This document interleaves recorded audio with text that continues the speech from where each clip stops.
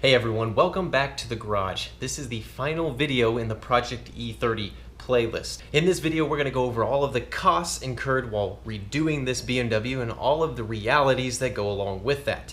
Now, if you haven't been involved with the rest of this series, be sure to check out the past 26 or so videos where I documented every step of the way of bringing this car back to life. But in this video, we're going to be focusing on those costs, so let's get over to the bench and start taking a look. The ultimate goal for documenting every expense along the way was to use it as a guideline for most people starting work on a BMW that's in a similar state that mine was in. Because on the outside it might look like it's not much work, but really once you start getting in there you realize, oh man, this is starting to add up. So, we've got multiple pages of items that I purchased, and I've grouped them all by component type or system type. Now, I don't want to hold any suspense over anyone. I want to get right down to the total amount spent.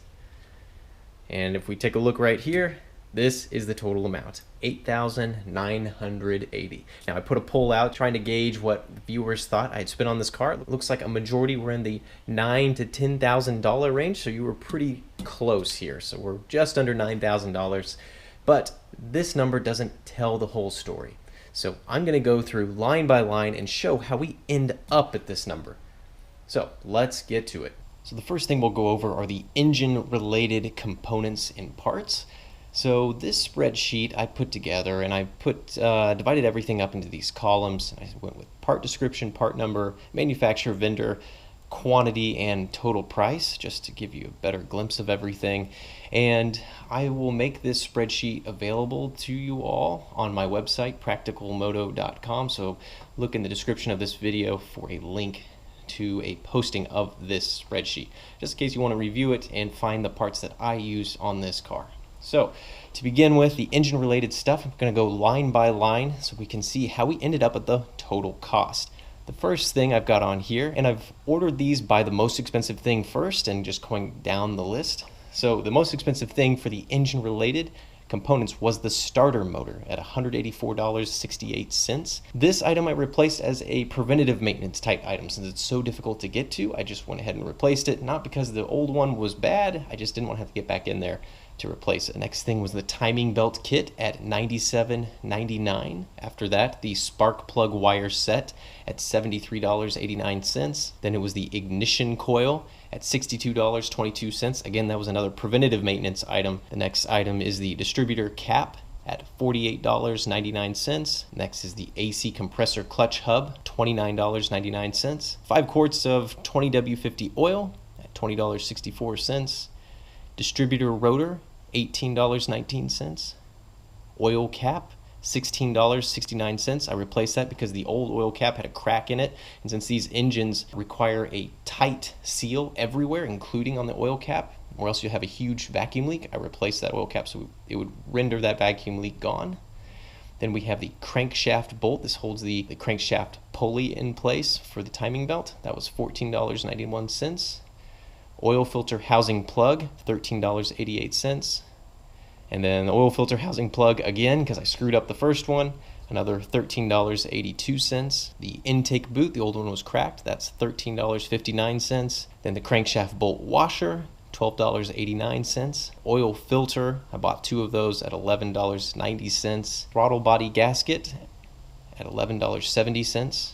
The oil level sensor connectors. Now I didn't show this in any videos, but the oil level sensor light came on and it was down to the connectors being crumbly and corroded, so I replaced those connectors and those came in at $11.13. The idle control valve hose, the old one was cracked, so $11.12 there. New spark plugs at $10.74, that was for 6 of them. New starter bolts, 2 of those at $8.94. New AC belt at $7.66. A new air filter at $6.52. An oil filter housing O-ring. This is for that oil filter tree that comes off the engine, $5.77. Air conditioning drive belt, so I ordered the incorrect one once, so that was $4.59. So as you can see, I'm showing the parts that I mistakenly bought, and that's just part of working on cars that you're not 100% familiar with. Sometimes you buy the wrong parts, and the return shipping costs more than just keeping the thing, so you just eat the cost. Here's the intermediate shaft seal, so this is on when you are replacing the timing belt. I ordered 2 of those at $4.56.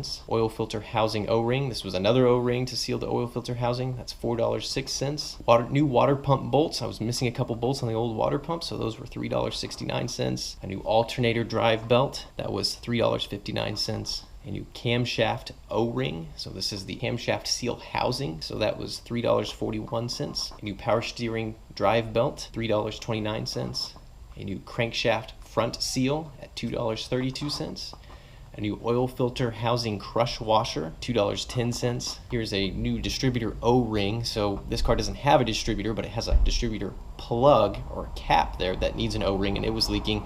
So a new one of those is $1.95. And then since I replaced the connectors on that oil level sensor, I had to pull the oil level sensor out. So there's a new O-ring at $1.95 to allow that to seal back up to the oil pan. And then a new lower timing cover gasket, something that should be done when you're replacing that timing belt. That was $1.83. So moving on to page 2 of engine related items. I had to get a new crankshaft woodruff key, so that's $1.18. New timing tensioner bolt, $1.17. New timing belt sticker, the original BMW one, at $1. New lock washers for various bolts when doing the timing belt system. Those were 30 cents. I got 6 of those. Water pump wave lock washers, got 3 new of those for 9 cents each. So those are just easy things to replace, but again, all these little things begin to add up. All right, so that is the engine system, and the total system cost was $748.93. Little did I know was that going to be one of the least expensive systems on the whole car to put right. Moving on, we're getting to the fuel system on the car. First thing we have here is the fuel level sending unit as the most expensive part in the fuel system. I replaced at $235.06. Next, it was the fuel pump, $119.08. Then the fuel injector cleaning, so I pulled the fuel injectors off and sent them off to be flow cleaned at $96. Then I had to buy a new reel of fuel injection hose and replace all the fuel hose, and that was $55.84 for 5 meters of fuel hose. I bought a new fuel pressure regulator at $49.08, a new fuel filter at $11.95, a new fuel pump O-ring. I bought 2 of those just in case I screwed something up at $8.04, a new fuel injector sealing kit for $6.59, and a new fuel sending unit O-ring at $5.62. So that's the fuel system, which came out to be $587.26. Next, we have the cooling system. First thing on the cooling system was 2 gallons of new BMW coolant at $45.46. Ended up only using just over 1 gallon. A new fan shroud for $27.30, a new fan clutch for $19.99, a new coolant flange gasket, so this is on the throttle body itself, for $17.87, a new coolant bypass hose for $10.94, new coolant level switch for $10.17, a new radiator hose upper for $8.45, a new coolant hose that goes from the throttle body to the engine block, $7.19, a new lower radiator hose for $5.41, new fan shroud clips for $5.26, a new hose from one of the cooling pipes at the front of the engine to the thermostat for $4.52, a new coolant pipe gasket, this is on the rear of the cylinder head, for $4.26, and some distilled water for mixing with the coolant. I got 3 gallons of that, and those came out to be $3.89. Now on to this another page, a new radiator drain plug at $3.49, and a new thermostat to throttle body hose at $3.42. So the total cooling system repairs came out to $177.62.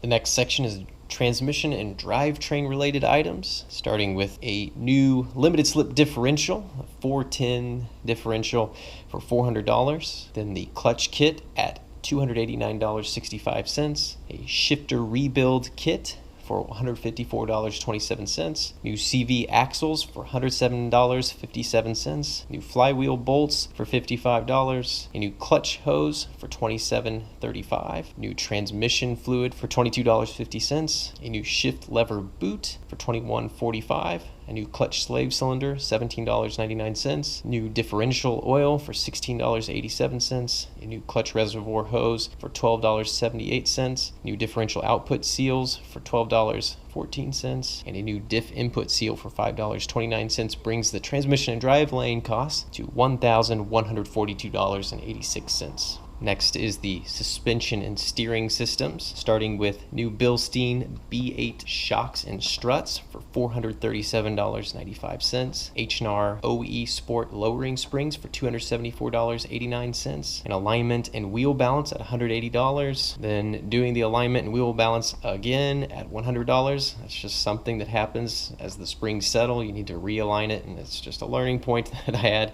It's almost $300 in alignment and wheel balancing right there. Yep, believe it. And then new rear shock mounts for $63, new strut mounts for $56.46. Then again, new strut mounts because the first ones were in bad shape. They'd failed for $56.46. Again, this is another area where you end up buying the same part twice just because something either is broken or you ordered the wrong one, and return shipping costs more than just buying it and sending it again. Then we have stackable rear spring pads, $52.10. Didn't end up really using those, so just absorbed costs from parts you weren't sure would work, and you find out they don't. New inner tie rod ends, $49.77. Outer tie rod ends for $34.78. New subframe mounting bolts, $32.02. New upper spring pads, $26.42.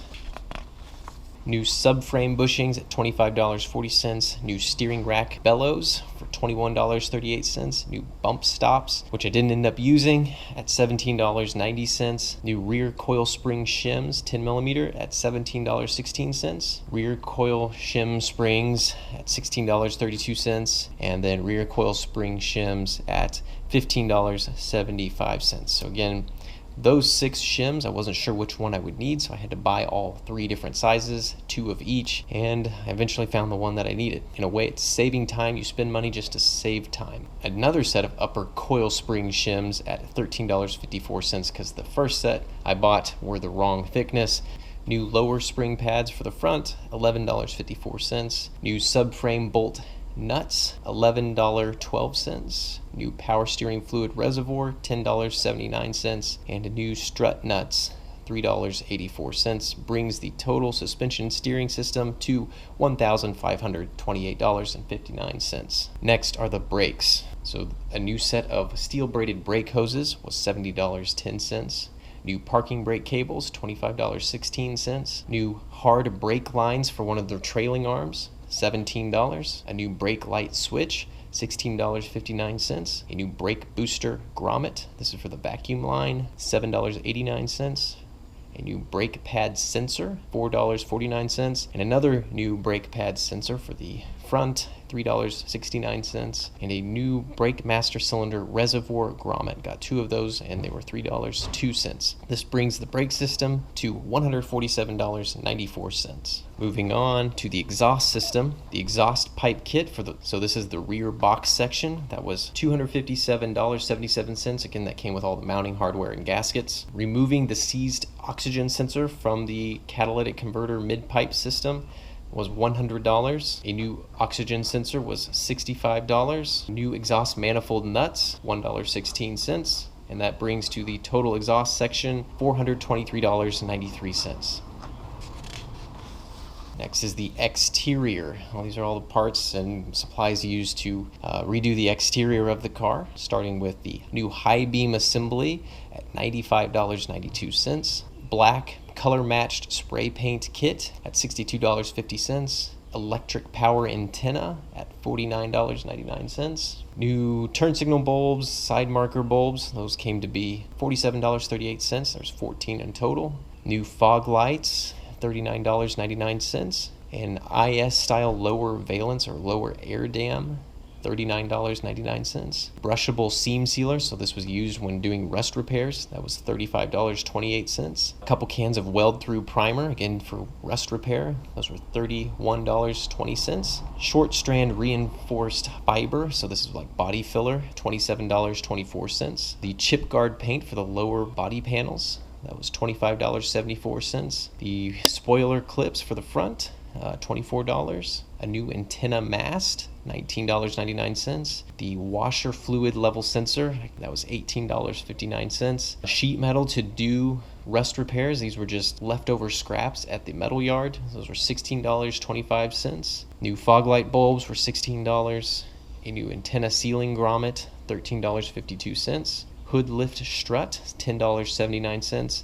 And a European license plate frame for the front, $8.49, which brings the total exterior cost to $582.86. Moving on to the interior. So the new leather seat covers came in at $666.05. The first set of sport seats, I paid out $250 for them. That was a humongous mistake, but that's what happens with project cars. The second set of sport seats, the ones I ended up using, were $200. Uncracked dashboard was $175. Upper seat pad, which I didn't actually end up using, $140. Premium sound system parcel shelf with speakers, those were $127.46. A new blower motor, $87.20. Another new blower motor because I broke the fan cages on the first one trying to install it. Yeah, the new one was $78. New front speakers, $54.54. A new instrument cluster or a replacement instrument cluster that worked, $50. And new rear speakers for the parcel shelf, $49.29. The replacement LCD screen for the onboard computer, $37.99. A used replacement left rear window regulator, $34.99. A set of hog rings and hog ring pliers to reupholster the seats, $34.98. New SI board batteries, $34.94. Sewing supplies to recover the steering wheel, those were $34.05. And the new leather for the steering wheel, $32.34. New odometer gears to fix the odometer, those were $28.35. The shipping for sending off the old seat covers to get new templates made, that was $27.69. A new steering wheel badge, $25.85. A leather sewing kit, I had to get that to reupholster the steering wheel, that was $18.69. Another set of odometer gears because I ordered the wrong type the first time, $18.35. An AC receiver dryer, $17.09. New window switches, $16.58. A new interior door handle, $16.04. Instrument cluster light bulbs, $12.35. A new tail light holder screw knob, this was very hard to locate, $11.37. A temporary steering wheel cover, so before I recovered the steering wheel, I just slapped this cover on there, that was $10.99. An interior door handle bezel, $8.18. And some floorboard drain plugs when I was doing the rust repair, $3.14. Brings the total interior cost to $2,302.30. Okay, so those are all the systems and all the parts I bought to finish this project. Now the next section are where I made a little bit of money back on the whole project. I call this section credits, and it's basically things I returned or things I sold to try and make a little money back on this project. So the first thing here are the comfort seats that I recovered. The original seats that were in the car, I sold these on Craigslist for $300. Next, I returned the sport seat foam that I didn't end up using, and I got a return credit of $112.22. I sold the sport seats that were too rusty to end up recovering for $40 on Craigslist.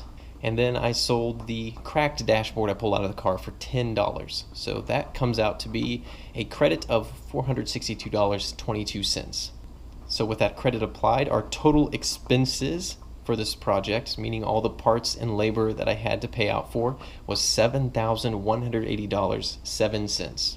I bought the car for $1,800, so those two values added together give us the total project cost of $8,980.07.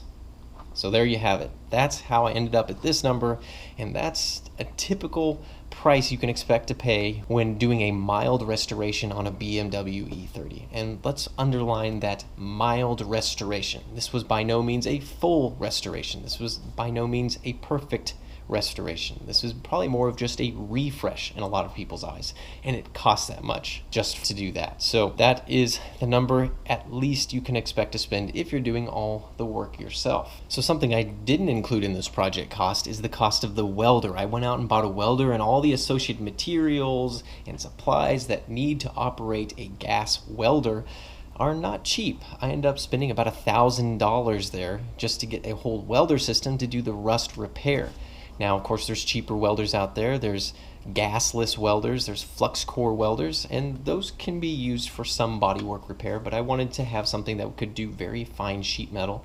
So I bought a MIG gas welder. Now, I didn't put that in the cost of this project because that's something I wanted to get a long time ago, and I decided that, well, this car needs a welder, so let's just go out and buy it. That's something I can use in the future, so I'm not going to include that as part of this project cost. But again, that was about $1,000 investment there just to get some of these rust repairs done on this car. So as you notice, as we went through here, there was some duplicate purchasing of parts, and that's just the reality of working on project cars. Sometimes you break something when trying to install it, and then you have to just buy it again so that you can get it done. And then you sometimes buy the wrong part, and often shipping is more expensive than the part itself, so you're just stuck with this part and you can't return it. So then you just end up buying a similar part and having it sent out to you. It's just sunk costs of project cars. So some areas where I ended up buying duplicate parts was in the suspension. I was trying to dial in the height of the suspension, and I bought those stackable rear spring pads, and then I bought the rubber spring pads in different sizes because BMW offers like 4 or 5 different thicknesses. And it just, instead of waiting weeks to get parts that you need, you just end up buying them all and then trying them out. These parts aren't so expensive that it makes it unreasonable to do that, but it does mean you end up spending $50 or $60 more just to ensure that you save time in the long run. So now I'd like to talk about some of the realities of working on this particular project car. And I've had a few questions from people saying, hey, did the making these YouTube videos and the revenue from the videos help offset the cost of this project? And short and simple, no, it made very little impact into the overall cost of the car.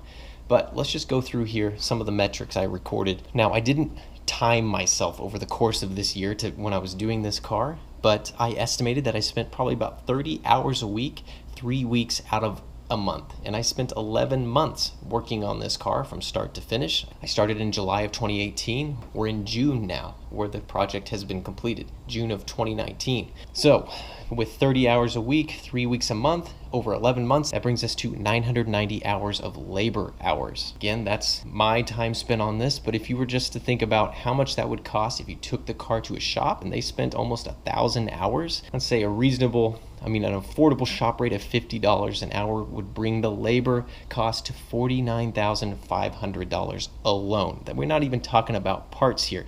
That's just how much a shop would tell you you got to pay them to do this work. Now, granted, a shop is probably more proficient in this kind of car. You'd probably take this to a BMW restoration specialist, and let's say they could do that in half the time. You're still looking at almost $25,000 at a $50 an hour labor rate, which is honestly unheard of. It's very low for the going labor rate for most shops. And you're looking at least $25,000 in just labor alone to fix up a car like this. So again, that's not a price I included in the cost because I'm doing this as a hobby. I enjoy doing it, but it is the reality of using your time, trading your time for money. So right here, that's what a project is all about.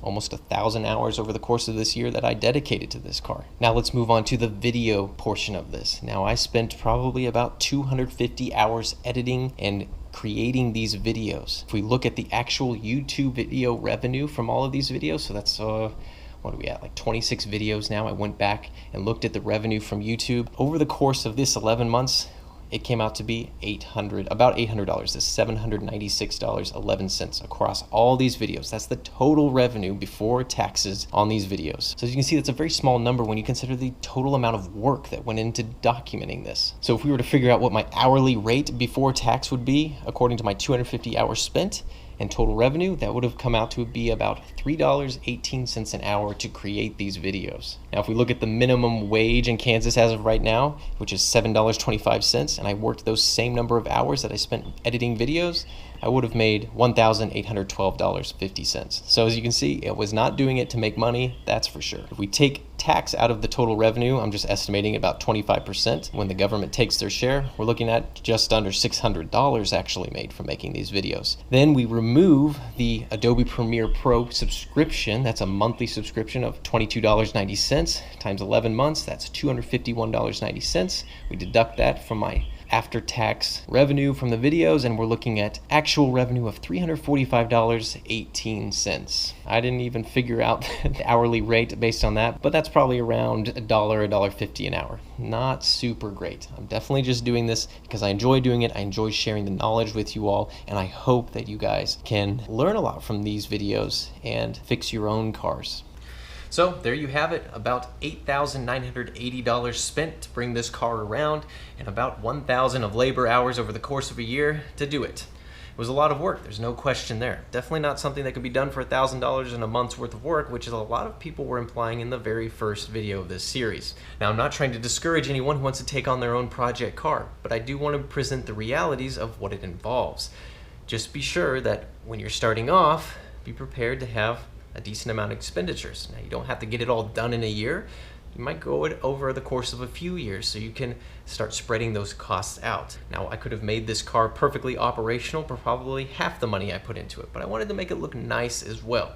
And I wanted to get it done in a certain amount of time so I didn't lose that momentum of fixing it, which I think is pretty key when you're taking on a project car.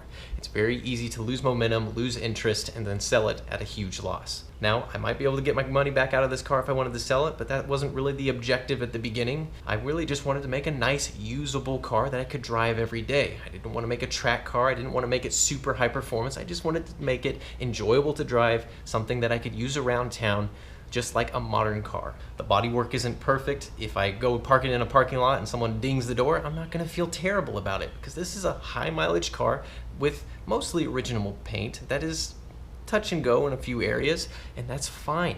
It looks from a distance like a really nice car, and that's good enough for me. Keeping this car forever was never the objective. I just enjoy the challenge of fixing things, and I enjoy documenting them and showing others how they can go about fixing their own cars. So hopefully these videos will serve as a nice guideline for lots of people to come in the future. The day may come fairly soon where I decide to sell this car. The garage is really full right now with 2 cars, the Z and the BMW, and a couple motorcycles, and I might find a new project that I'd like to take on. I never get too attached to vehicles because I never want to feel bad about eventually selling them. But on the same hand, having spent all that time and money fixing this car, I would like to enjoy it for at least a little while. So we'll just see how things pan out. This probably won't be the very last video on this BMW. I'm sure things will eventually break again on this car while I still own it. It's just the nature of old cars, especially old German cars. These projects are never actually finished. This car is never going to be finished, but at least it has been baselined, and smaller things will probably break from here on out.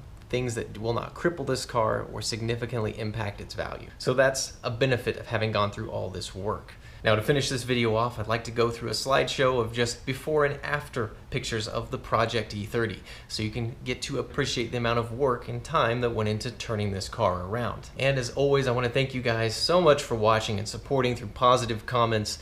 It's always a pleasure to come across nice comments of similar-minded people that like to see an old car that might have been neglected being turned around. So as always, thank you so much for watching, and we'll see you guys again soon.